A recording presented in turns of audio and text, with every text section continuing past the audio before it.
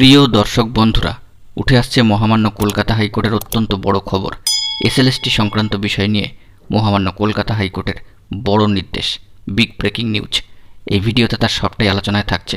অবশ্যই ভিডিওটিকে শেষ পর্যন্ত দেখার প্রয়োজনীয়তা রয়েছে ও চ্যানেলটিকে এখনই সাবস্ক্রাইব করে সঙ্গে থাকুন। বন্ধুরা, উঠে আসছে এসএলএসটি সংক্রান্ত বিষয় নিয়ে মহামান্য কলকাতা হাইকোর্টের অত্যন্ত গুরুত্বপূর্ণ একটি নির্দেশের খবর। অত্যন্ত বড় খবর এই মুহূর্তে।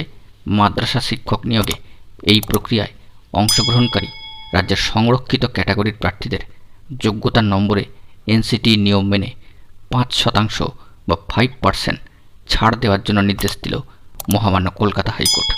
রাজ্যের সরকারি সাহায্যপ্রাপ্ত ও বেসরকারি মাদ্রাসাগুলিতে নবম, দশম এবং একাদশ, দ্বাদশ অর্থাৎ 9 to 12 সহকারী শিক্ষক নিয়োগের জন্য ১,৭২৯টি সম্ভাব্য শূন্য পদে এসএলএসটির মধ্যে দিয়ে সহকারী শিক্ষক নিয়োগের বিজ্ঞপ্তি জারি করেছে মাদ্রাসা সার্ভিস কমিশন।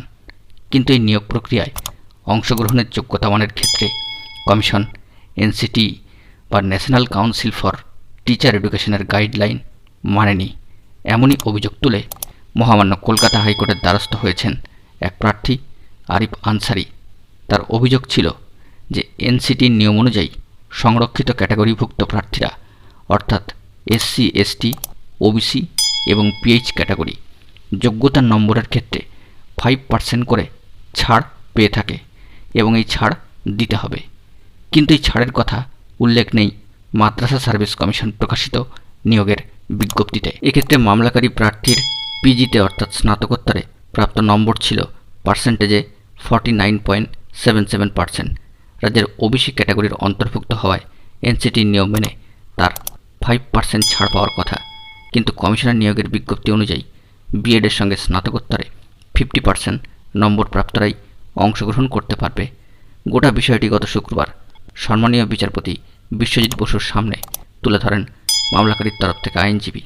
সেই মামলায় মহামান্য হাইকোর্ট নির্দেশ দেয় মাদ্রাসা সার্ভিস কমিশন এনসিটির ঘোষিত সংরক্ষণ নীতি মানতে বাধ্য এবং সেই নীতি অনুযায়ী সংরক্ষিত ক্যাটাগরির প্রার্থীদের যোগ্যতার নম্বরে 5% ছাড়ের সুবিধা পাওয়ার কথা।